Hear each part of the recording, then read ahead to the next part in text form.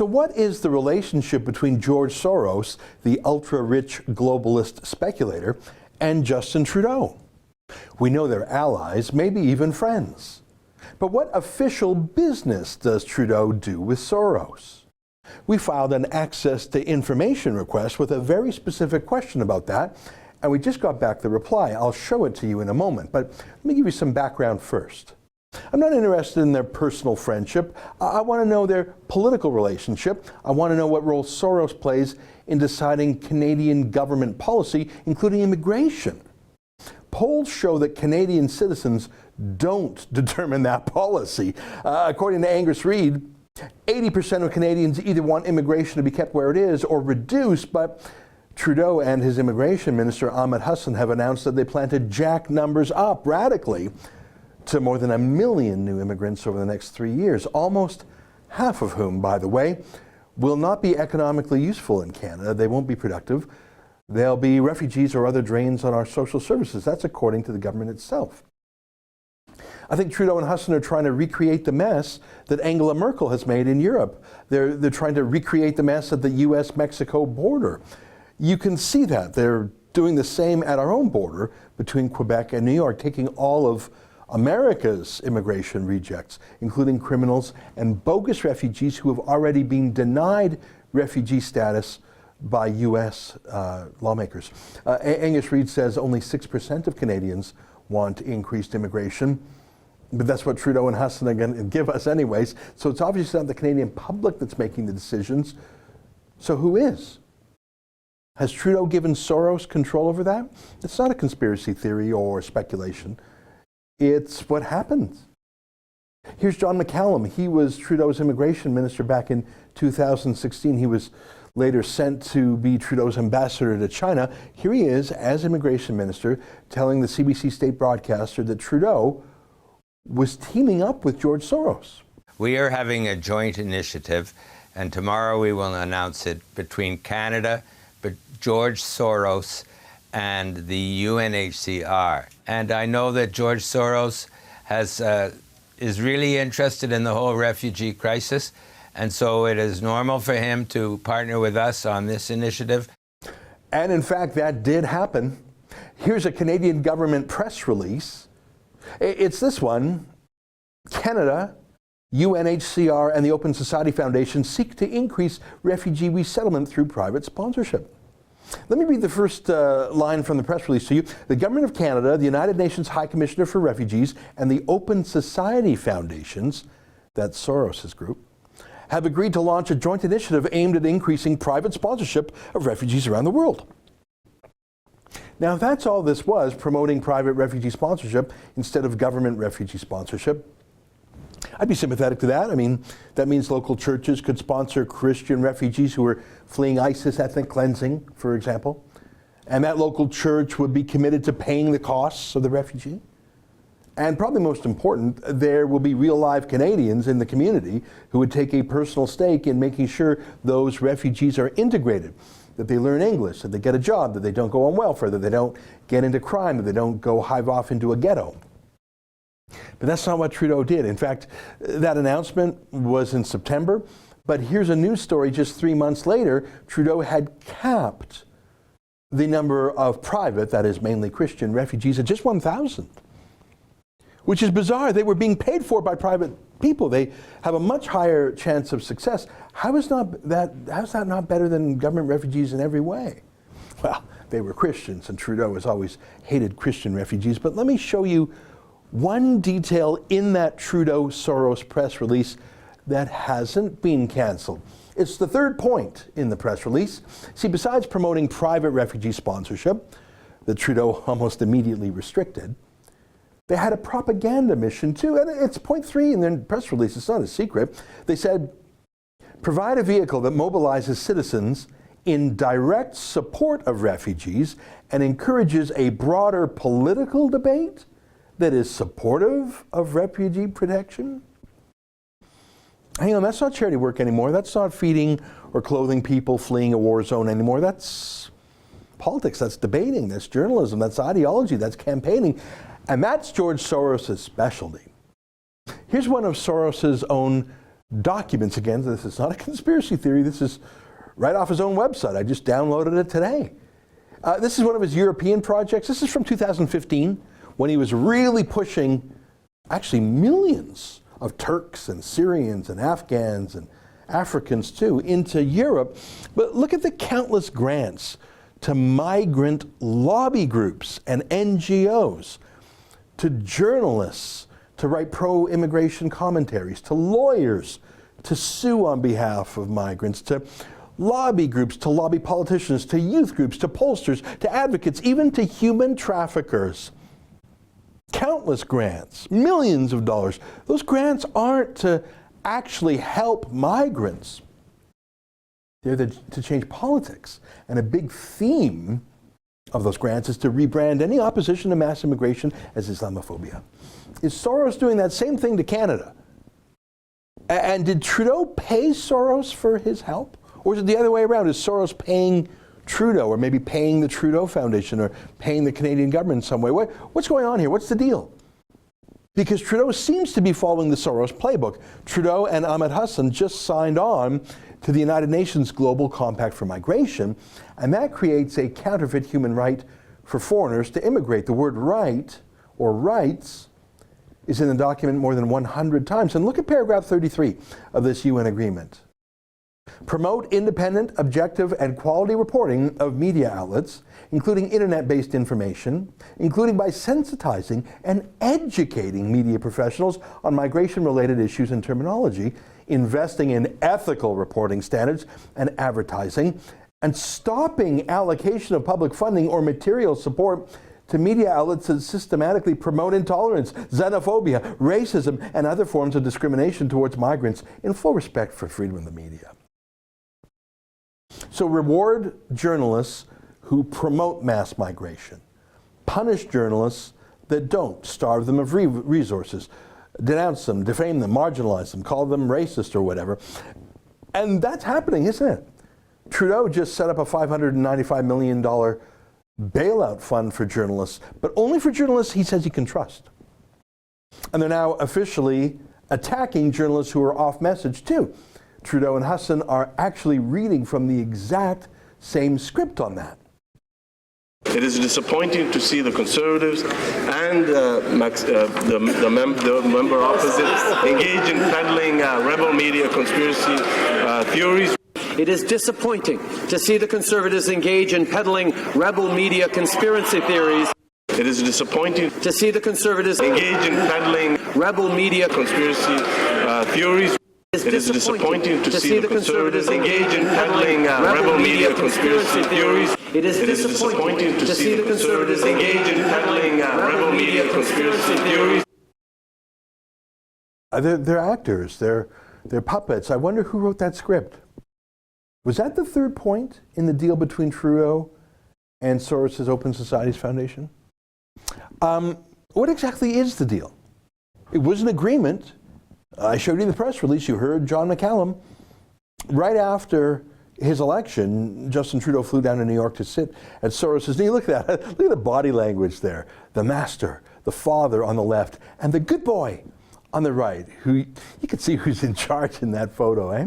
We know about some of their meetings, because in this case, Trudeau tweeted the picture of it. We probably don't know about all of their meetings, though. I mean, remember when Justin Trudeau tried to keep his secret visits to a private island in the Bahamas, owned by another billionaire, the Aga Khan, tried to keep them secret. Trudeau took enormously expensive gifts from that billionaire, private flights, private island vacation, and he tried to keep it a secret from the public, even breaking the law to do so. He was convicted, Trudeau was, 4 times of breaking the Conflict of Interest Act, the first sitting prime minister to be convicted of that offense ever.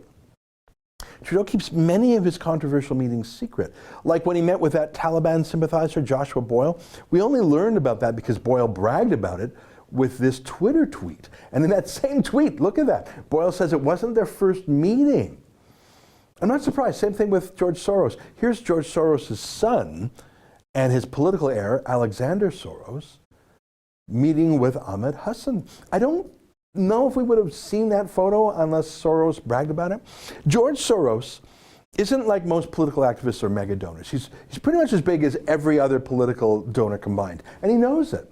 And he himself says he has a God complex, and so he collects people like playthings, especially politicians. In fact, you could even say he collects countries. Here's Soros' own website. This is the Open Society Foundation's website. He boasts of spending $32 billion so far in political activism. I'm sure some of it has gone to genuine charity. How could it not?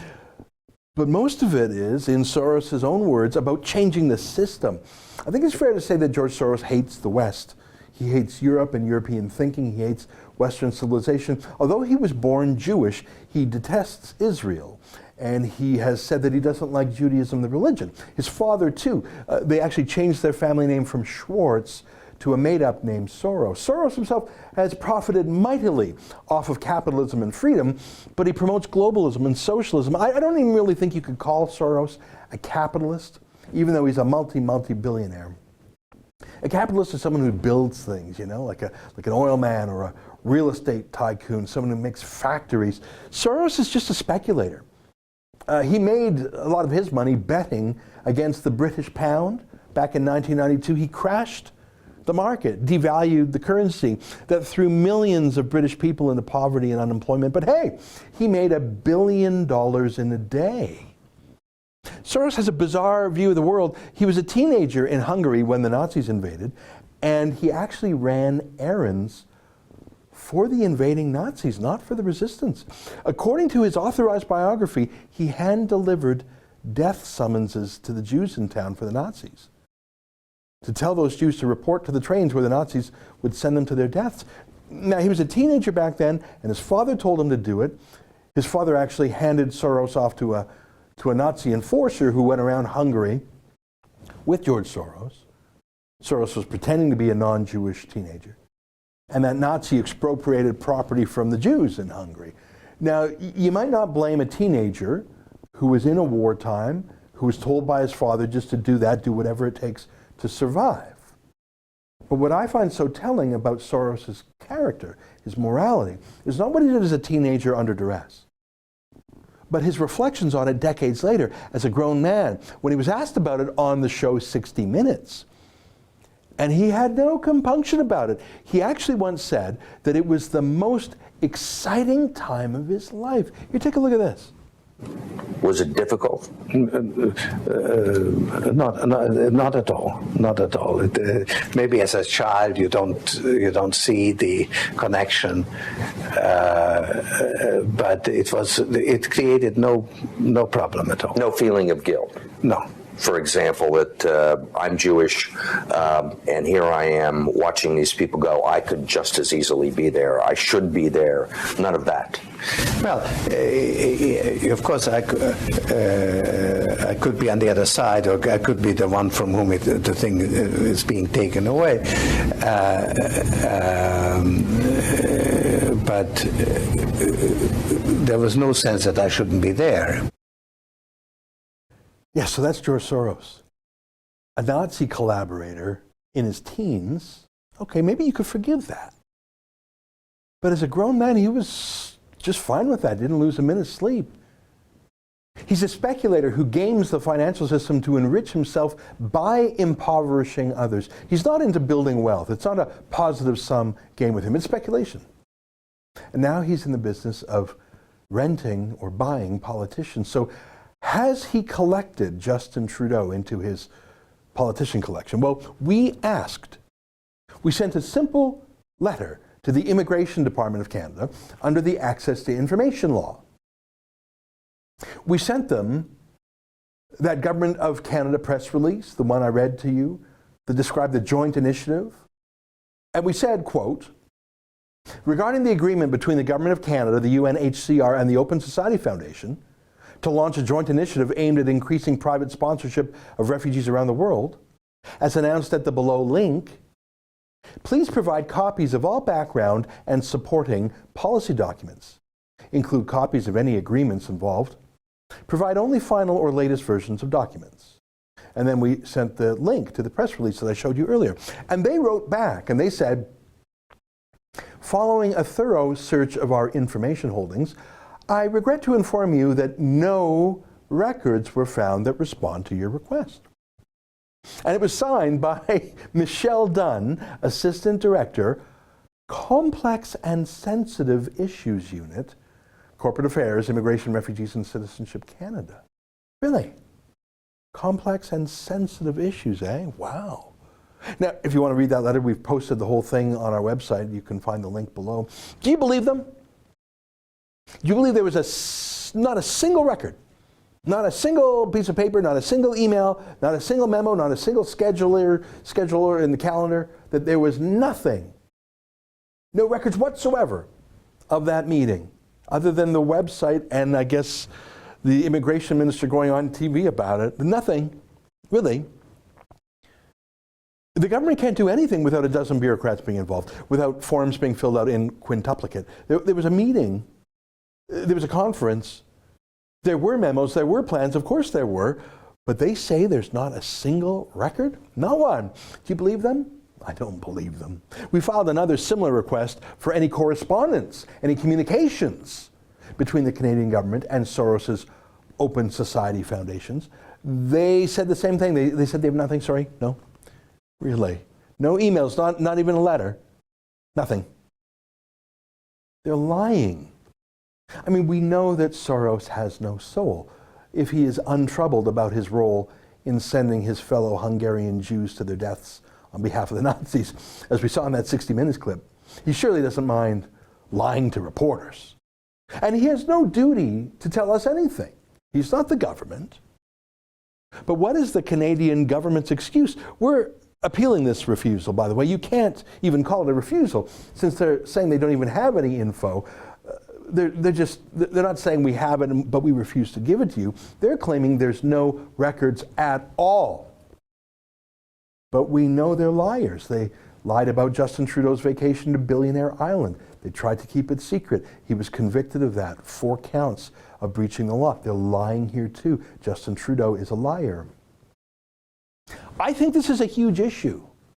What exactly is George Soros' role in the government? I don't want a conspiracy theory. I just want the facts. Who's paying whom? Did Canadian taxpayers pay Soros? Is Soros paying the taxpayers? What is still happening? We know that Trudeau clamped down on private refugees. So what are they doing about that third point?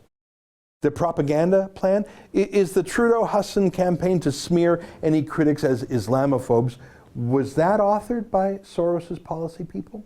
I don't want a conspiracy theory. I have the facts and I've shown them to you.